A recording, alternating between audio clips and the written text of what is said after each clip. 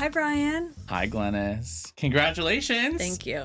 Big week, big surprise for Vibes Only listeners. Glennis got married. I got married on Friday. Yeah. It wasn't like a surprise wedding, but I'm low key about my private life. But yeah, I got married at City Hall, New York City. Well, congratulations. Thank you. What was the most magical part of the day? That's a tough question. The whole day was magical.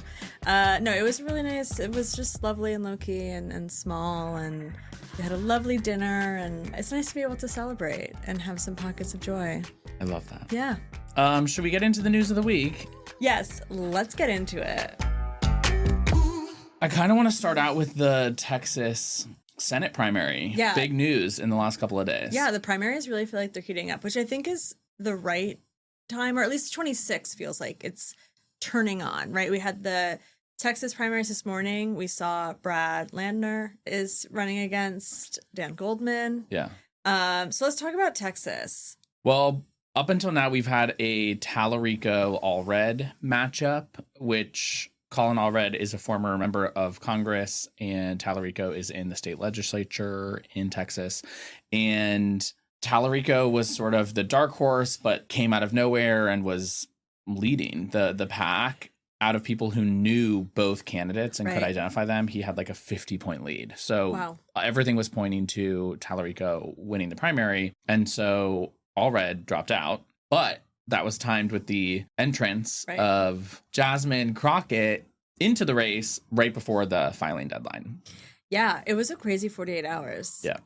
I think on Sunday we woke up and saw the Colin news, and then cut to Monday at, 4 or 5 p.m. East Coast time, and Rep. Jasmine Crockett was in the race. What are your thoughts on Jasmine getting into the race?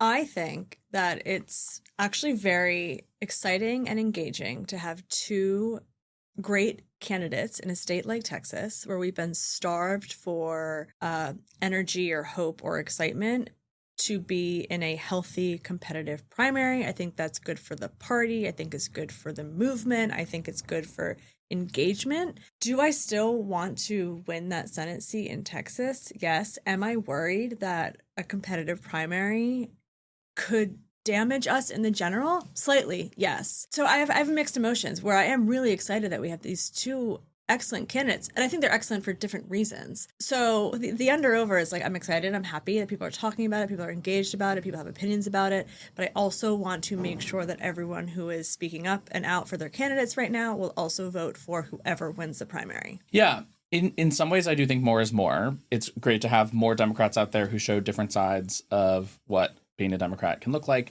And Jasmine Crockett has certainly built a profile for herself, especially in Trump 2.0, in a way that can drive more attention to the race. As a money guy, I definitely worry about how much money is going to get spent in that primary, for sure.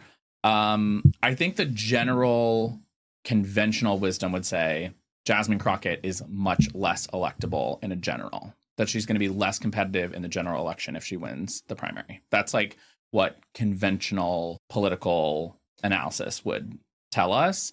I think that there's a lot of people theorizing that we're in the upside down and we need like radically different candidates to be like moving people and shifting what the actual winning coalition looks like. So if you buy into that, then I can see why Crockett is a compelling candidate. She can drive the news cycle. She is incredibly adept at online communication and has really good relationships with lots of creators and sort of influencers in the space in a way that can, like we said, drive a narrative and tell her story. But her ideological alignment would probably be seen as more out of step with a general electorate in Texas. Right. So yeah, it's going to be really interesting. I hear you on the money point. I'm sure millions of dollars will be flooding into the state of Texas.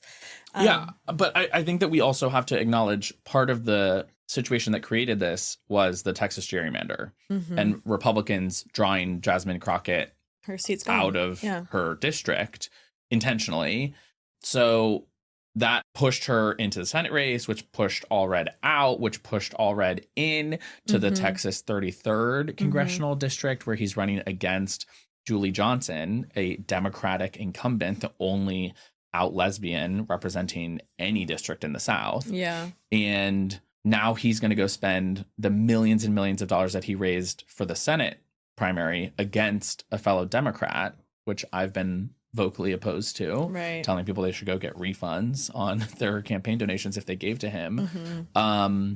Because, yeah, I mean, Republicans started it, but we're definitely in a worse position overall for the musical chairs that we've had to play in Texas. Yeah. And of course, the concern is then if we're doing this like musical chairs competitive primary, then we then lose the general. But we also just have to say before we move on that Republicans have their own shit show to deal with in their primary as well, where they have John Cornyn, who's like a 75-year incumbent, who God knows when he was first elected. Literally, when I was writing a brief or something, I instinctively was like, Ted Cruz. And then I was like, wait, this isn't Ted Cruz. Cornyn. And then I was like, I literally thought that, sorry, God, I thought he was no longer with us.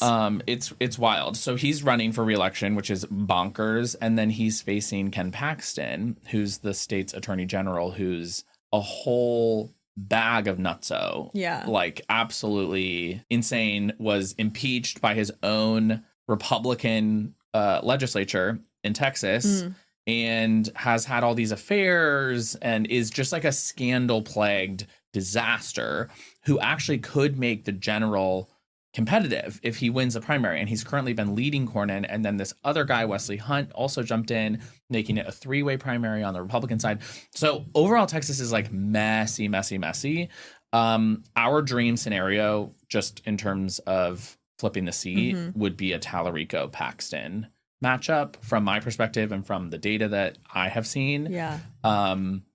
But even then, reach is an understatement. It's still extremely unlikely, but that seems like the only possible scenario. I believe. Where do we want to go from Texas? Let's talk about Miami. Can we just give a shout out to the Miami mayor? The first Democratic. It's okay. It's a nonpartisan election, but there was a Democrat running and a Republican running. So Eileen Higgins, who was like the pseudo Democrat, but not like official Democrat running for mayor, won. The first time again, air quotes, Democrat has won the mayoral seat in Miami in like 30 years. Yeah. Really big deal. Huge deal. Because it's a win in a big city that we haven't historically been able to capture the mayor's seat. And it's South Florida specifically, where Democrats have lost more support in Miami-Dade County than we have in most counties in the country. It's swung against Democrats really, really hard since like 2016, 2012. So to see such a reversal there is really inspiring. Yeah, it really did feel like a referendum on Trump's immigration specifically. And Miami-Dade was like, fuck you, Trump. Yeah. We also flipped a legislative seat in Georgia, which was a 14-point swing from a district that Trump won to electing a Democrat to the legislature in Georgia, which I know John Ossoff is very happy about today. Did you catch any of Trump's rally yesterday? No, tell me about it. First of all, there's a bunch of jabronis behind him. Literal, like when you think of like a MAGA man. This was in Pennsylvania, right? Yeah, behind him. And he went on and on about the Democratic hoax of affordability, how he inherited, an horrible economy and, the same old bullshit, and was just going on and on about how it's an affordability hoax and it's not real and people can afford things. And it's like, if it wasn't so dangerous and upsetting, it's comical because the gaslighting is just so severe. Yeah. People are winning on affordability because you have tanked the economy and making Americans' lives markedly more difficult to afford, bro. Totally. On all the things that really matter, groceries, healthcare, the cost of a car, the cost of your housing, all of it is getting worse under Trump. And every single data point really is very clear about that. And then you also have just the anecdotal of talk to anyone and they will agree with that. The more that he turns a willful blind eye towards that, the better it's going to be for Democrats in the midterm, because we are able to recapture this brand of like actually caring about what everyday people are experiencing and going through, because he's being so tone deaf to the struggles. Yeah, it's really insane. I want to talk about, to that point, you brought this up on your stories. We talked about it last week about like the socialism of it all, of like Trump forcing American taxpayer dollars to buy parts of these companies so that we get some of the revenue, but then these companies become partly state-owned. It's like, that's socialism / communism. The farmer bailout. Have you been following this? Yes. So we've talked about this on the pod, that farmers, especially in Arkansas, were struggling, deeply struggling because of tariffs, and specifically because of soybeans. Right. I don't have the exact stats of like how many soybeans we exported to China. We canceled that with the tariff war. Right. Starting a trade war with China resulted in China boycotting American soybeans and said, okay, we're not going to buy those anymore. And that left all these soybeans, right? Millions of tons of soybeans sitting on trucks and in markets and in the field. Cut to farmers being outraged, showing up at town halls. I don't know if you saw the clip this week of our Secretary of the Treasury, Besant, who's a billionaire, getting clocked by a reporter when he's like, I'm involved in the agricultural industry. I run a soybean farm, and I can tell you... You invest in it. Sorry? You own or invest in And people in my family go out and work on it. Right. It's very different. So what does Trump do yesterday? Announces a $12 billion bailout to the farmers. Mm-hmm. Paid for by the American taxpayer. Tariffs. Paid for with tariffs money. It is classic Trump. We've talked about this before. The playbook and the cycle goes round and round. Create a problem, blame someone else very loudly for that problem existing, and then offer a solution to the problem that you created by in some way undoing the thing that you did, and then claim victory over that, and then start again by creating a problem. And so this is a perfect example of that, where they wouldn't need a bailout had he not started the trade war with China that has been insanely unproductive. The other information that came out this week is China hit a historic trade surplus with the United States. We have never had a larger trade deficit with China than we do right now. Put that into plain English. What that means is we are buying about $1 trillion more worth of goods from China than they are buying from us. That is the very thing that Trump is claiming tariffs are going to solve. And he's obsessed with like trade deficits and trade surpluses with other countries. And the fact that it has moved the needle 0% in the right direction, and it's continued to trend aggressively in the wrong direction, really establishes that the tariffs have been for nothing. There's continued decrease in manufacturing jobs in the United States. There are not a reshoring of manufacturing or other companies moving operations back to the U.S. We're continuing to expand the trade deficits that we have, and it's causing inflation month over month to go up, up, up, and it's causing the jobs numbers to crash. Let's talk about that a little bit. We're not getting the jobs numbers. They buried it. Yeah. It was the October and November jobs reports that were supposed to come out during the shutdown, or maybe it was just the October's report that was supposed to come out in November, I guess. And rather than turn their calculators on when the government reopened and go crunch the numbers and give us the numbers, they were like, nope, we're never going to tell you what happened in that month. It's crazy. There's another clip from yesterday of Trump being like, I get A+, A+, A+, A+. And it's like, you sound like a toddler, like hiding your D- math exam to your parent. Right. And you're burning paperwork. It's so insane to me. Like, we as Americans deserve to know what's happening with our economy. Right. And the thing that we do know is layoffs are now up to the highest point since the pandemic, which honestly, I don't even count because it was a global stop in the economy worldwide. And so then you flash that further back. This is the worst it's ever been since the 2008 financial crisis, which collapsed the economy overall. Over 1 million layoffs in 2025. It's huge. I'm a little shocked by that number. Why? I mean, it's shocking to hear that 1 million people have been laid off. I'm like, where are they getting jobs? They're not.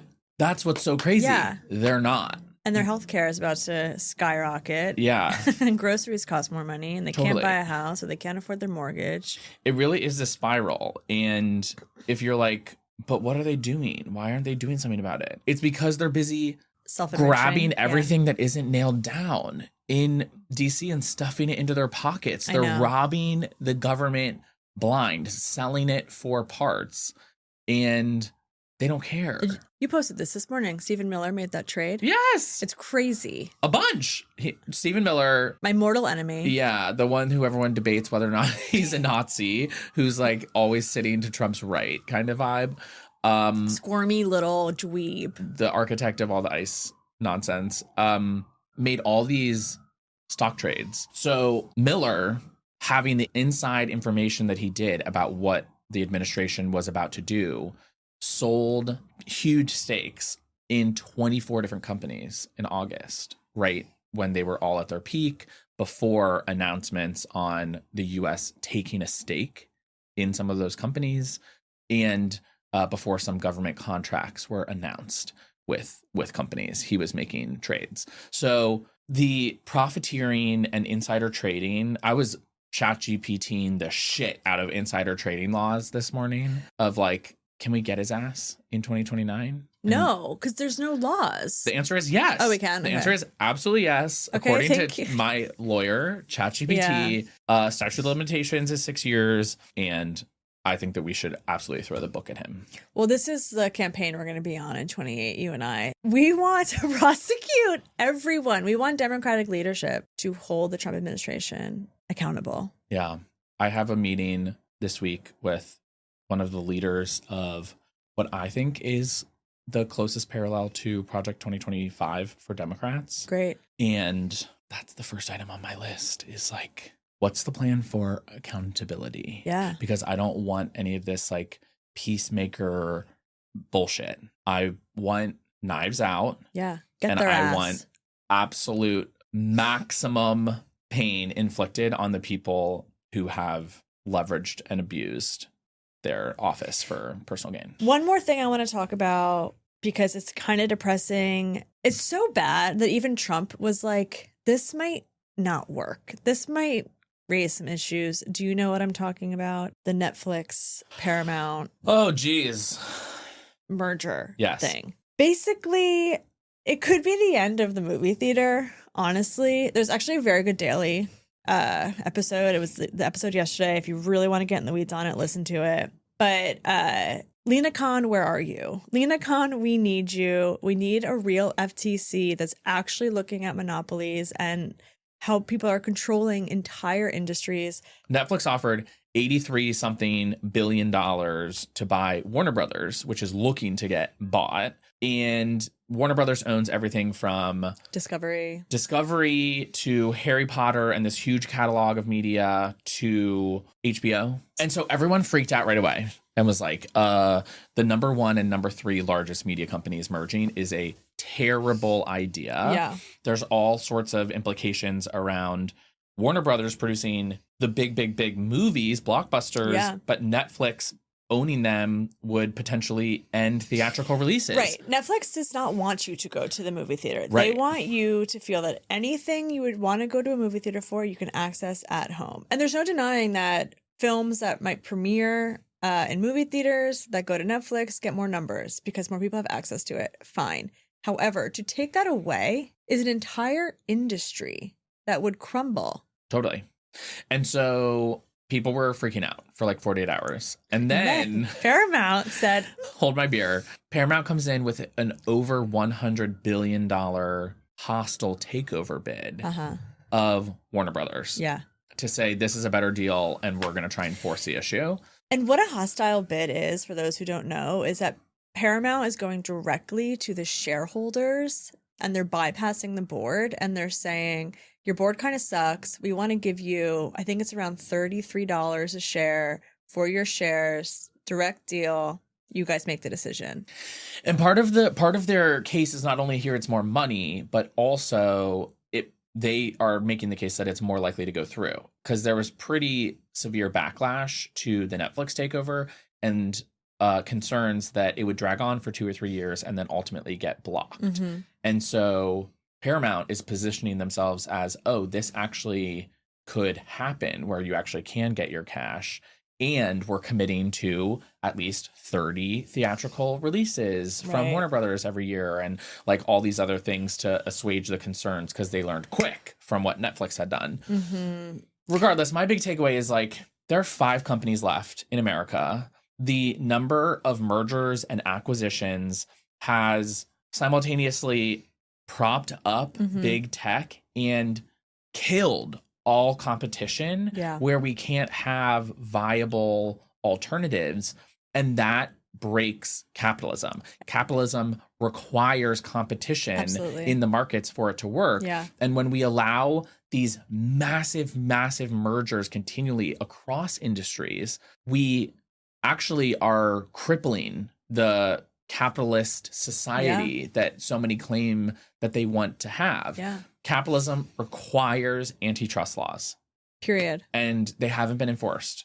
And when we've tried to enforce them, it's been super inadequate, right? Like Lina was fighting the entire government basically to try to pass the antitrust suits that she did. They took so long. Trump took over most of them and then settled with Google and Meta and all of these grocery stores that she was trying to block so that your grocery prices stayed reasonable. Meat companies that have basically taken over the entire meat industry so that they can do price fixing. It's really crazy. And just to kind of take a step back, antitrust is anti-monopoly, just to make that clear. Anyway, it's so bad. The Netflix bidding was so bad that Trump himself even said, I don't know about this one. I saw some funny memes of people being like, I can't believe I'm cheering for Paramount to do a hostile takeover. It's kind of a lose-lose. I say block it all. Same. I'm not even for the Paramount deal. Block it all. Someone said to me recently in a text thread, remember when you used to just put in a VHS and the FBI would warn you and scare the shit out of you? Yeah, and that was like the anti-you pirate. Right, that was like the most government overreach we had. Yeah. And you were so scared to record a VHS because you were like, the FBI is going to come knocking down my door because I recorded The Land Before Time. It is another reason for us to oppose the Paramount deal, though. We have to mention that Jared Kushner's involvement. Popular Information has a really good breakdown of this. Go look at it if you want to get into the weeds. But it's like these Saudi funds are responsible for $24 billion of the backing of the Paramount deal. It's a massive amount of money for them to be putting in, because keep in mind, the current value of Paramount is $15 billion. They're going to put in 24? And they're putting in 24 to the deal. Sounds like WeWork shit. Can I say one more thing? Movies shape culture. Entertainment shapes culture. When you have controlling stakes like Jared Kushner or these monopolies for what's getting put out to the American people, that can be dangerous. I mean, it goes deeper than that. They can go back and change the movies that we love, right? Like, that's what's happening in China, where you have films being released in the rest of the world that they're now using AI to change the characters or plot for release in China. Exactly. They remove any sort of references or appearance of homosexuality in all of these films for release in China. You can't show like a same-sex kiss, for example. They will use AI to digitally change the characters. And so I think that it's even more at stake than that, right? Especially as media becomes more and more personalized. There's huge risk in allowing these sorts of influences into it's not even just into the market. It's to own the primary distribution for media in the country. It's crazy. I wonder if there's some like freedom of speech play we can do here. Sue them all. Yeah. Okay. Clickbait, double click. Clickbait, double click. So for those who don't know, Brian and I share headlines and we talk about, is this clickbait or should we double click on this? I have one today. Tell me. Oh, this is really dark-sided stuff. It's out of the Financial Times, an article that came out on the 9th, yesterday. Russia reportedly plotted last year to plant bombs on U.S.-bound flights. I can read you this. Security services would eventually trace the plot back to a group of Russian-directed saboteurs who had a further 6 kg of explosive material in their possession. That was enough to give them the capability for what security officials told the Financial Times was the next stage of the plan, to attack flights to the U.S. and cause more disruption to the airline industry than any act of terror since the World Trade Center attacks. I mean, double click. Trump is bending over backwards, sending Steve Witkoff to Russia to do whatever they want to get Russia the best possible deal in Ukraine that essentially gives over any territory that Russia demands. It's a big deal that they're at the same time financing and plotting to bomb flights full of American citizens. That's horrific. Yeah. And like, you know, I don't know if it's Putin directly, but it's scary. Yeah. They're not our friends. I think, you know, they see Putin and Trump in the back of the beast with like no supervision. And everyone's like, oh, it's fine. No, it's not. Yeah. Yeah. I have a couple for you. A new report out this week shows that YouTube is the go-to platform for men, with 86% using it weekly and nearly 60% identified as heavy users spending 6 hours or more a week on YouTube. Double click for a couple of reasons. One, this is like the industry I work in, is like the worldview building and how the youth are spending more and more time on YouTube, on the internet. And if we are not reaching them there, someone else is. And we need to be creating those narratives and those worldviews and showing men, women, whomever, that there are opportunities in America that are not Nick Fuentes, or, you know, there's so much work and investment, the key word being investment, that needs to be done in this space. Wow. Yeah. 86%. Pretty crazy. New report from the Commonwealth Institute shows that 22 million Americans who currently receive ACA coverage will have an increase of an average of 114% starting next month. Yeah, double click because I'm living it. It really is crazy. As I've mentioned, I'm in a situation where I can afford it, but it means that I am changing spending habits. There are going to be millions of Americans who simply cannot afford it, and that will leave them uninsured, and it will damage our healthcare system. It's at a breaking point. And the fact that Republicans had no alternative plan, it's really frustrating. And I just can't believe that like no one is doing anything about it. Yeah, Republicans are voting on a bill designed to fail on Thursday to pretend like they care or are doing something, but they actually have absolutely no intention. And the House isn't even going to hold a vote at all.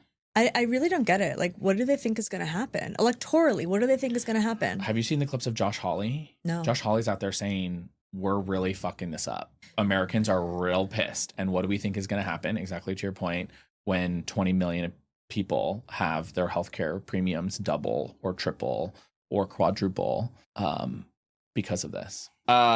New report from the International Energy Agency says that more people around the world now work in producing and distributing power from wind and solar than in extracting and supplying fuels like oil, gas, or coal. That's good. I'm curious, though, what the economic split is. Like, how much money is in the oil and coal versus solar, wind? Well, if it's making more jobs, then like certainly it requires a ton of investment for that to happen. For me, I'm excited that more and more every day you can be making the case that the switch to renewables is about the future of the economy. Totally. It's about jobs. You actually don't need to mention climate change, right? And you can win over a different audience by focusing on jobs.